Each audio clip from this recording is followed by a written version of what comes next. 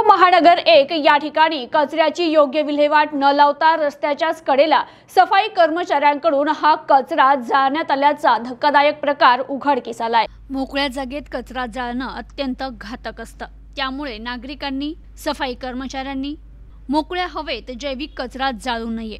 ज्या पद्धतीने सुका आणि ओला कचरा वेगळा गोळा करण्यात येतो, त्याचप्रमाणे जैविक कचरा देखील वेगळा गोळा करण्यात यावा।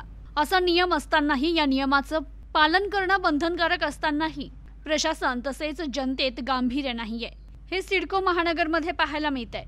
जैविक कचरा मोकळ्या जागेत जाळला तर तो अत्यंत घातक असून मानवी शरीरावर त्याचे विपरीत परिणाम होतात।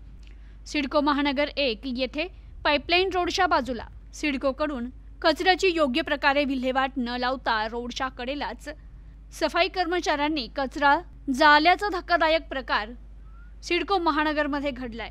तरी यापुढे आता अशा प्रकारे कचरा जाळू नये असं आवाहन सिडको आणि नागरिकांना सामाजिक कार्यकर्ते नितीन वावरे पाटील यांनी केलंय। प्रतिनिधी निलेश भारती, न्यूज टुडे 24, वाळूज महानगर।